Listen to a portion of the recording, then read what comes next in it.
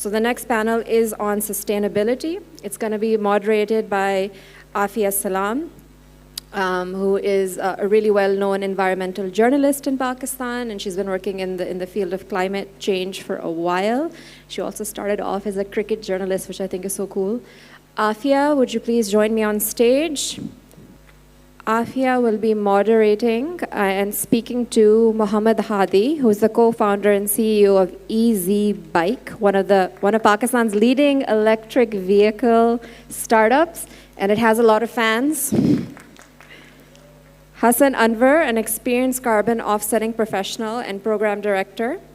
Mohammad Hadi and Hasan Anwer. Zehra, Mehdi, Aneek from K Electric. Nabeel, Siddiqui, CEO and co-founder of Modulus Tech. Please join us on stage.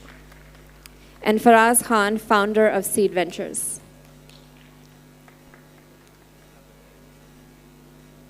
Everyone, please, let's put our hands together and applaud our panel here. You know, just so you guys know, we are at the forefront of climate change, but we have a very small carbon footprint. So I'm very excited for this panel. Maybe we can get some climate justice out of it. So over to you, Afia. Thank you very much, Zehra, as well as Katalyst Lab for putting this panel together and getting me to come to speak to the tech fraternity when everybody who knows me calls me tech challenged. So I'll just own up to that in case you even see some glitches when I'm handling this mic. I have taken the liberty to move my chair a bit because I would actually like to see the people I'm speaking to and not get a crick in my neck by the end of the evening. So the names were announced of my illustrious panelists.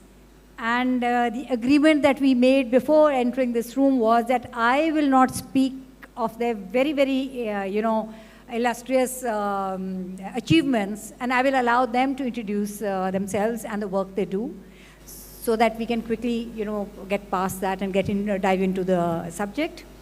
And actually, luckily, they are in this almost the same sequence that they are sitting. So, Faraz Khan, you've been introduced as the founder of Seed Ventures. And that's interesting because you moved on to something else and still you have a connection with that. So please, could you just tell our audience what you do now and what was Seed Ventures? Thank you so much. Seed Ventures was started in 2008, and we were one of the earlier ones in terms of advisory and as well as impact investment in the country. And since then, the journey has been a very interesting one. I stepped down as the CEO in 2019, and Shaista Aisha, my partner, she took over as the CEO.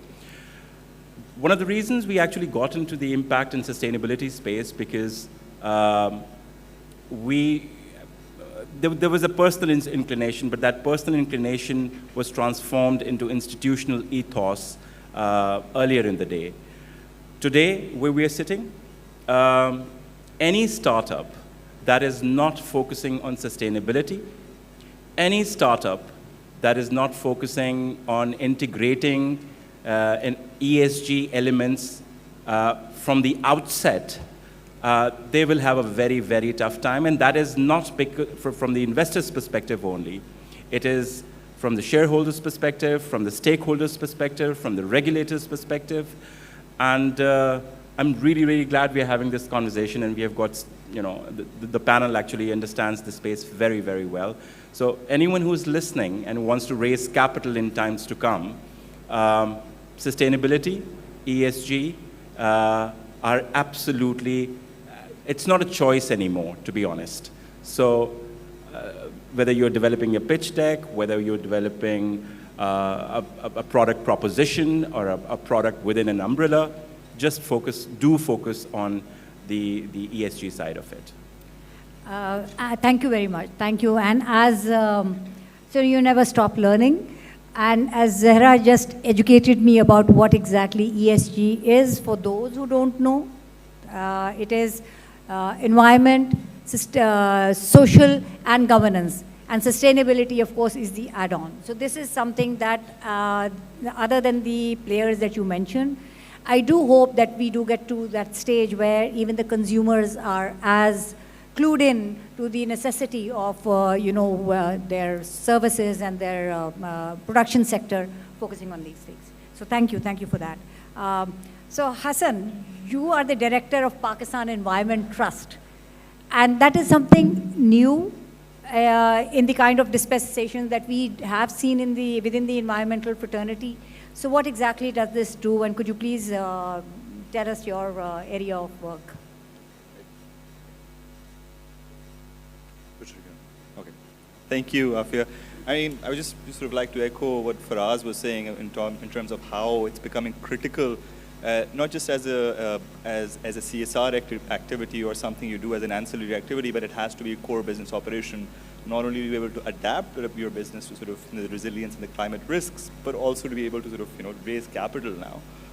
So the Pakistan Environment Trust was actually founded 2.5 years ago, and the major vision behind it was to actually raise and harness the necessary climate finance that's out there and bring it towards utilizing it towards Pakistan, some of Pakistan's major climatic challenges.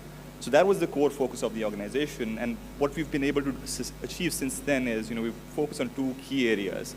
One is something called the Net Zero Pakistan initiatives, where we're working with some of the major private sector entities, some of the largest exporters from Pakistan, in terms of how can they actually start measuring and reporting their carbon footprints, because it's critical for them to enter into the export market. It's a critical competitive advantage now. And then also help them raise the financing that's necessary to get there. And the second component is what we call the Carbon Pathways program, which is more geared towards last mile grassroots level projects that actually deliver some of those emissions reductions, but actually are working on adaptation and helping them get access to carbon markets and carbon finance that's actually out there.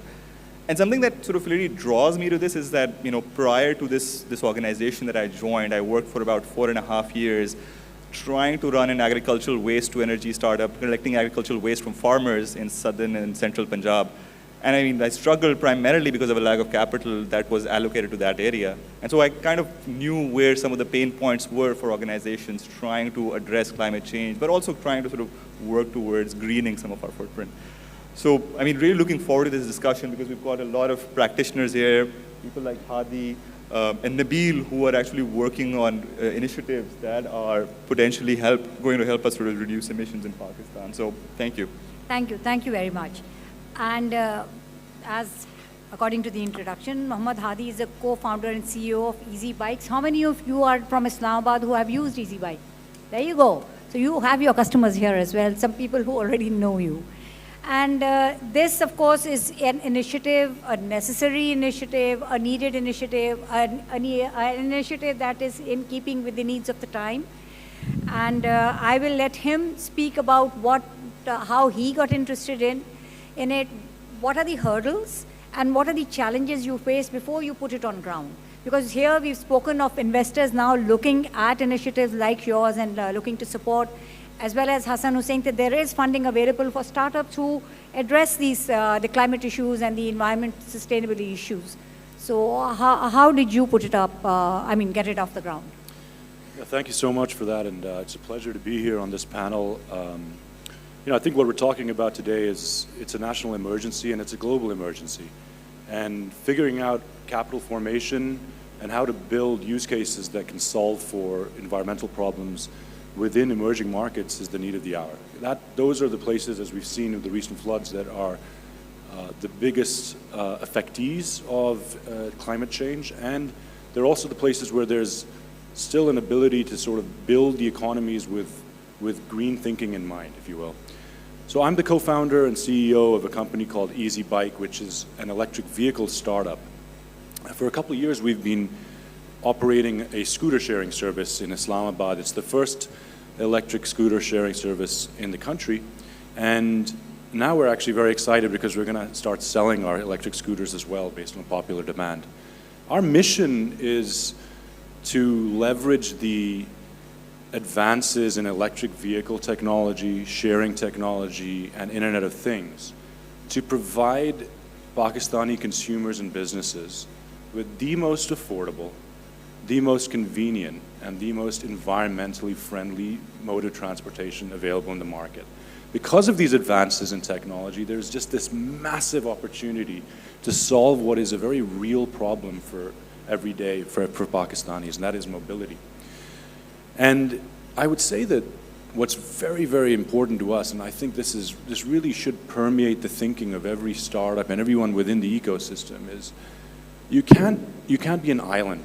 You can't be building to solve for climate change or to build for an environmentally friendly business without addressing fundamentals. You can't have the lack of a path to profit. So for us, that really defines how we go about it. We view ourselves fundamentally as a climate tech company. We are replacing ICE engines with electric vehicles. We were reducing emissions in cities like Lahore, which have the worst air quality in the world. That is an emergency in this country. But if we fail to make sure that there's a financial value proposition for our customers and where there's a convenience that they haven't been able to capture before, then we'll fail as a whole. And I think that's very important for whatever vertical you're working within, to ensure that you're creating a commercially sustainable business. Because if you can do that, you will be able to scale it, and your impact on the society at large will be much larger. That's very important. And here I would also like to mention that this ties in with the government's policy on emissions reduction and going for electric vehicles. As Pakistan's commitments that have been filed within the, they are called the NDCs, nationally determined contributions, that we have promised we will start using these so many emissions are reduced. So yes, as our conversation progresses, we will also see the challenges where there is no policy, or rather there is no will to implement the policies that are supposed to trigger these kind of changes, the positive changes. So how that happens. But I will, of course, first move on to our introductions. And we have Zehra, Mehdi, Aneek. She's the Director, ESG and Sustainability of K Electric, an entity, a utility that all of us Karachiites are very familiar with. We need it, we want it. When it doesn't really give us what we want, then we rail against it and we complain about it. लेकिन कहते हैं अपनों से ही शिकायत होती है और हमारे पास और कोई choice नहीं है. But that also puts this, I'm not going to say that Zehra, because she's not here in her personal capacity. She's not only representing her utility, but the sector, basically. And we must hear out the problems that this sector is having, and despite, trying to meet some targets, whereas environmental sustainability is concerned, and also the targets that are demanded, that to be environment friendly, to use new fuel, rather new technologies, energy technologies, despite not having the system to be able to use them. So we will discuss about that. But Zehra, as a representative of this sector, how do you feel that, are we able to make that shift towards the kind of sustainability we are looking for in the energy sector? Thank you, Afia. Well, as a sector, because, and I told the panel as well that I'm going to be in the spotlight because of the sector I am representing. As far as our national commitments are concerned, yes, Pakistan has committed that we will have a portfolio of around 30% by 2030, and if we add our hydro portfolio as well, we've committed to around about 60% of converting our energy mix to renewable and hydro portfolio. But having said that, yes, we do see a lot of policies and we see a lot of plans. But we don't see that those plans are actually converging together. Because when we see climate emergencies like we just saw, and KE has been, we've been impacted since the last 5 years as far as climate emergencies are concerned. You all know the monsoon floodings, the heat waves. So as far as climate risks are concerned, we have actually experienced those risks. And right now, yes, as far as mitigation is concerned, as far as conversion of our portfolios are concerned, we are investing and we are committing to around about conversion of 30% of our portfolio to renewables. But I guess the need of the hour for the sector is that how are we adapting to climate change, and what are the policies and the strategies which are actually, as a sector, which is there to support us to actually face this emergency. So, I mean, basically, the usual shikayat, call of fail mein azad. So we have a lot of call, lekin fail nahi hai. The policies are not really translating into actionable, the push is not there. Our next panelist is Nabeel Siddiqui, and he has been introduced as an innovator and social entrepreneur at heart. And what he does is he's the co-founder of Katalyst Tech, and they provide affordable housing, net zero housing. And net zero is something that all of you need to sort of get familiar with. You know, this is a term you will increasingly hear in the industry and in the service industry as well, not just the production industry, to low-income communities. And you know, the fact that he's sitting over here right now when we have over 30 million people without houses, and those are those low-income communities. So his presence over here is key to the kind of solutions that we are looking at, because we cannot just provide them the same kind of housing that they were living in. We need to look to the future. Dr. Adil Najam's presentation in the morning, all of those people who had seen it in the morning, they have seen how important it is to make that shift. So Nabeel, what's your plan first in the, you know, if you've made any short-term plans, especially immediate term plan, you know, in the wake of the current disaster and the trajectory that you see before you? Thank you, Afia, for that introduction. So Katalyst Tech was actually started to solve this major challenge that Pakistan faces, and this is not the first time that we've seen people being displaced, right? So we've seen that with Afghan refugees, we've seen that during earthquakes, during flooding that previously happened. We've had a lot of IDPs in the country, and that's why we started this company, right? We noticed that one of the major problems associated with these displacements were linked with housing, in fact. Tents weren't a long-term solution. Even with refugees, we saw that they end up living in the host countries indefinitely. So the major hurdle was that housing was taking too long to set up.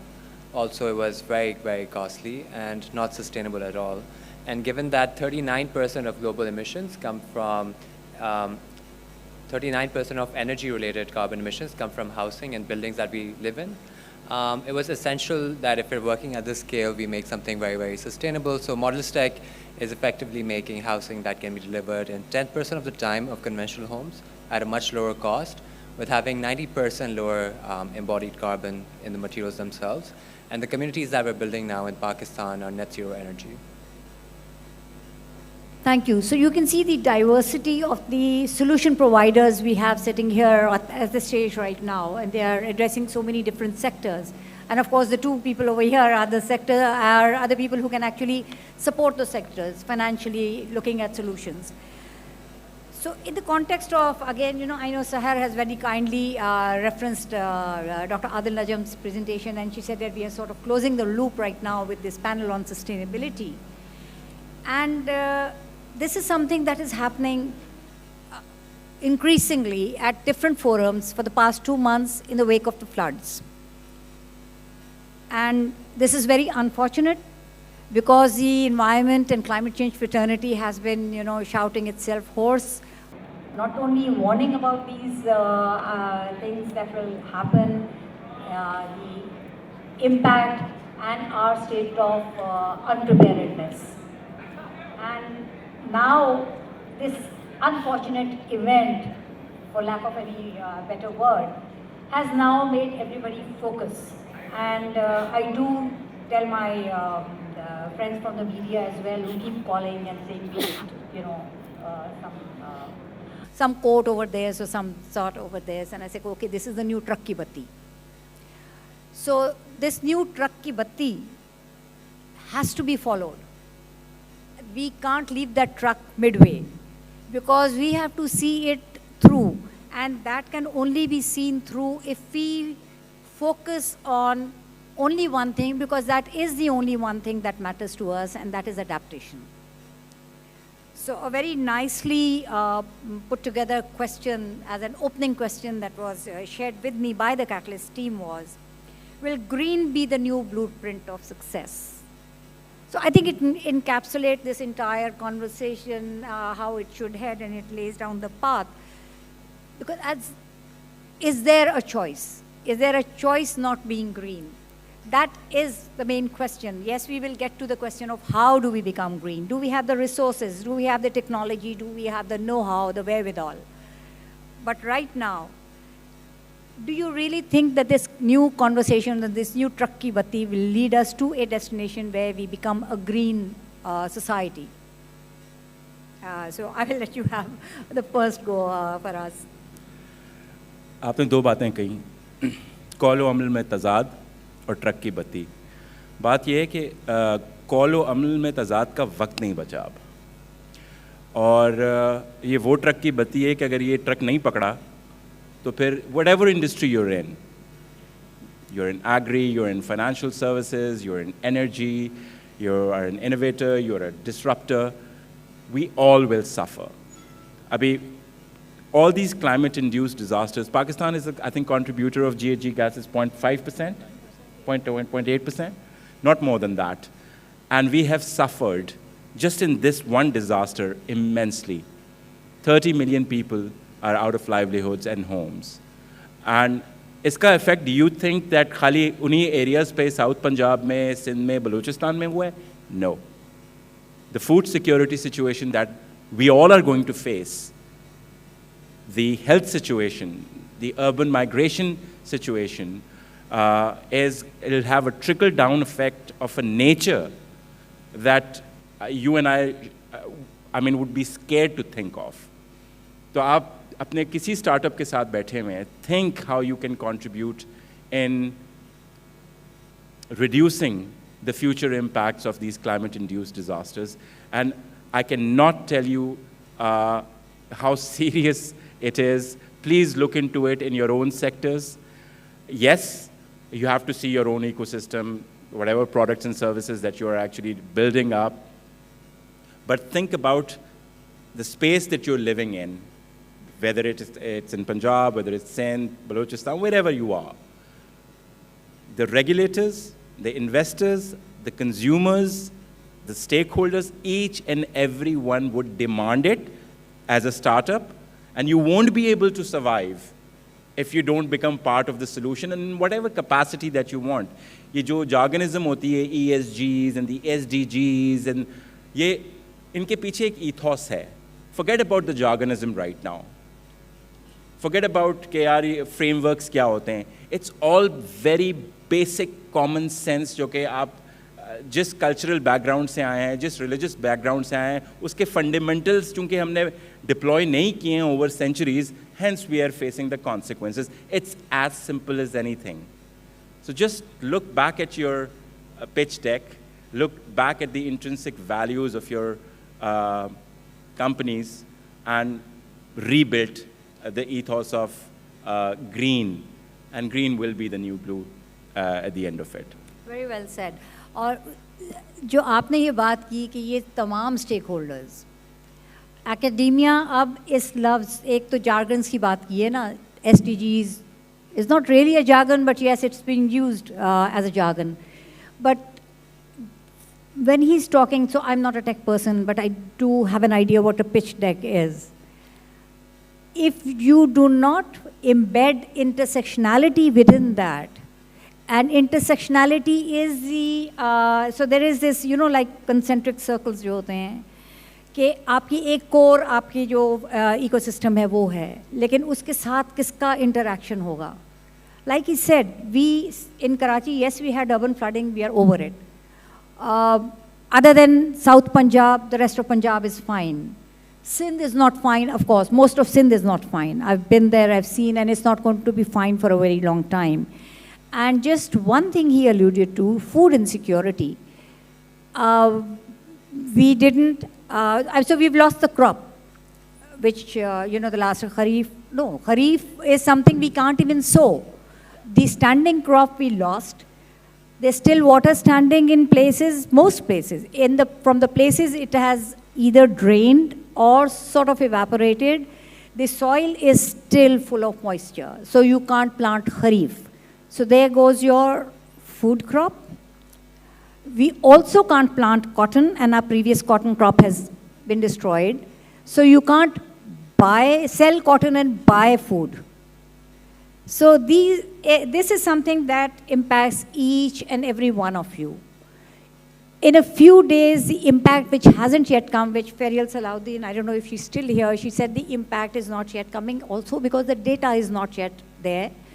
You will feel the impact in the prices of dairy products as well as meat because a lot of livestock has been lost. Those places are still fairly inaccessible, but now, so I know people from there and they're saying, you know, now that the water is receding, the water was stinking and now they know why, because the carcasses are emerging of the livestock that was just, you know, floating. So this conversation about us not contributing to climate change, not contributing to the problem, that still doesn't help us because we are the ones bearing the brunt. We have been in the top 10 vulnerable countries. There are about 186 countries in the world. For over a decade, we've been in the top 10. So this is not a new conversation that we are having. Just because this year we have been hit by floods, the difficult part to get a handle on is, and for, you know, this is also my question to you especially, is the element of unpredictability. People have been talking about floods and they've been comparing 2010 floods with 2022. There's absolutely no comparison as far as climate change and the nature's impact. We did not, technically we did not have a flood in Pakistan this year. In the river. Indus River did not flood. In 2010 we had the river flood. This year, it was the hill torrents in Balochistan, which is not a monsoon area. It received monsoon rain. And South Punjab, again, is not a monsoon area. It received rain. So, Hasan, how do companies and organizations and government factor in this unpredictability and make themselves climate-proof, their policies climate-proof, their infrastructure climate-proof? To, you know, save their people? And is there a pot of money there for them to be able to do that? Absolutely, absolutely. Is the microphone? Yeah. I think so. The fact of the matter is that, I mean, no matter how much we talk about mitigation or climate or emissions reductions as not being Pakistan's issue, this is a global issue and Pakistan is feeling the brunt of it. The fact of the matter is that we do remain exposed to the climate risk, and it is not within our control. But then there's another component, as you rightly pointed out, right? I mean, just after the COP last year, the Conference of Parties at the UNFCCC, McKinsey came out with a report which basically identified Pakistan's economy as the most vulnerable to climate change among 69 countries they studied. So they studied Nigeria, Ghana, India, Bangladesh, and Pakistan was the most vulnerable for two primary reasons. Number one was because of, you know, our supply chains of our export sector are heavily exposed to climate risks, right? I mean, your cotton, even your grid is exposed to climate risks because it's so centralized. There's a lack of decentralization. Every time there's a flooding or a climate event, we get affected. I mean, even Mohammad Dam, which is supposed to provide 4,000 megawatts of energy, I mean, that's been pushed back by 4 years at least because of a GLOF event. So Pakistan, you know, so there is that risk. But the second aspect of that study was because Pakistan's export sector is currently quite behind in terms of how they are reporting and measuring their emissions, and there is no real emphasis in terms of reducing those emissions, making our production processes more clean or green, so to speak. So Pakistan is not only going to lose out because of the climate risks it's faced, but because the world is actually transitioning towards decarbonization. It is transitioning to a net zero future, to use the jargon you just used. Pakistan is going to get lost or is going to get left behind as a result. And then apart from the climatic disasters, you're going to face massive unemployment because 60% of your sort of exports come from that sector. So, but the good side of that is that most of the developed world supply chains do come from countries like Pakistan. 90% of, for example, the textile value chain is located in countries like Pakistan.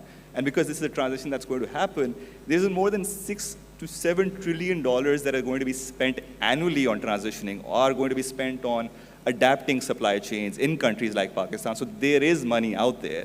It just means that Pakistani companies need to prepare themselves, need to build sustainability and climate risk as a core function, which they're not doing. I mean, not a lot of them are doing right now. So that is where, therein lies sort of the pot of money, and to try to solve the problem as well. And of course, you have to help us know how to get that money. So Absolutely. what Hadi has done, at least this is my personal opinion, and I'll actually want him to comment on it, as that he has sort of married adaptation and mitigation. Because moving or transitioning towards electronic vehicle is one of the commitments of mitigation that Pakistan has given to the world. So through his electronic bikes, that is there, and of course it's adaptation also, because it is reducing emissions, it is providing sustainable transport, which is something that every country should actually have, and we are pretty late on it. So how did you manage to stay ahead of that curve, where people don't have to run after people like Hasan and ask them, how do we get it? So yeah, I'd like to tell you about that. I think one thing I'd like to say, though, is that I think that one of the reasons that climate-related businesses and that entire ecosystem has taken quite a while, if we look at it globally, to get to a point where it now finally is in vogue. One of the reasons is it's depressing, right? Like, people get on the stage and they talk about how everyone's going to die and the crops are gone and the climate's gone. And it's like, what am I going to do about that, right? We have 0.8% of the emissions. We're sitting in Karachi. There's nothing we can do about it, right? But that's a really negative way of looking at it. And I think I love what Hasan just said, because we're living in unprecedented times from the perspective of a founder that is in a climate-related business, or a mature business that is, venturing into new businesses. It's unprecedented. Suddenly there is a vast amount of capital available globally that is actually looking for very good use cases that can help solve climate-related problems in emerging markets. So that's changed. 5 years ago, that was non-existent, right? And I'm sure Faraz can attest to sort of how the capital markets have matured. So that's really exciting. And the other thing is, what as startup founders across all segments are we ultimately trying to do? We're ultimately trying to solve problems. And what we're saying here is that the problems are very extreme. Like, if you look at the vertical which EasyBike works in, we're looking at fuel price increases of 2.5x over the last 2 years. So where 3 years ago, if I went to a fleet manager that was running 1,000 two-wheelers and I said electric scooter, they said, oh, that's a nice concept, right? But today they're like, give me something to reduce my fuel costs, please, right?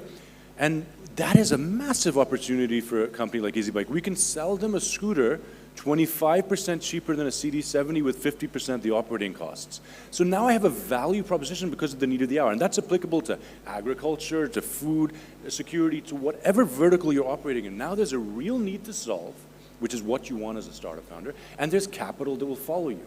And you don't have to worry about the government, right? The government is, I think Mudassir mentioned it earlier, the government's never going to be the innovator, right? They may set up tax incentives, because they have, for example, electric vehicles, but it's going to be capital formation through multilateral institutions, through private markets, that is going to create change. And if you just pick one piece of the problem and solve it, there's never been a better time to be in this industry. Yes, so this is it. You see, this is a room full of aspiring startups. For one thing, mob these two men. They'll let you find the money, but you have to have that vision on how that money has to be used in a manner that is going to be future acceptable. It's not going to be business as usual anymore. That is not going to work. I do not like this screen, and I do not like what is flashing on this screen, so I'm going to ignore it, Zehra, for extra 2-3 minutes, because I have to have the input from Zehra and Nabeel. So Zehra, here is a startup which saw the opportunity and it went for it. Now you, as a sector, you see not only the opportunity but the imperative need, and yet you are hamstrung. So how do you, see it going forward?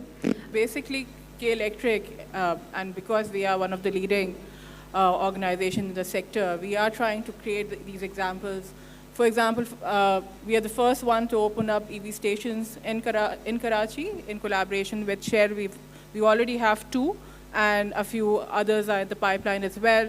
K-Solar was another initiative of ours. We're getting approximately 40 megawatts through net metering. We have committed to approximately convergence of 30% of our portfolio to renewables. But having said that, we are trying to bring in, go after the truck ki batti as much as possible, and we have to.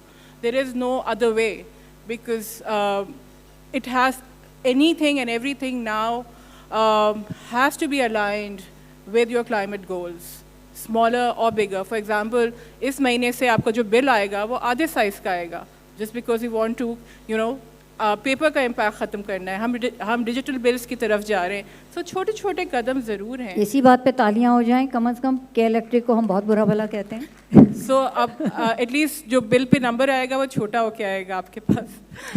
But इंशाल्लाह ताला, because we are working towards the fuel mix, and our overall I think goal is to give affordable electricity, and okay, ये एक overall फिर एक, this is a regulated industry, we all know. But having said that, अगर overall जो policies आ रही हैं वो renewable को no doubt they are as in हमें पूरी तरह से इसको worldwide, globally as well, the global lenders as well as State Bank, they are providing the infrastructure, the policies. But having said that, अगर आपने renewable लगा भी लिया, आपका portfolio बन भी गया, do you have the infrastructure? Do you have the transmission lines in place? Do you have the network? And what we saw, हम बलूचिस्तान तक supply करते हैं, Havinder Bela तक. Our EHT towers were lost in this emergency. We lost our network.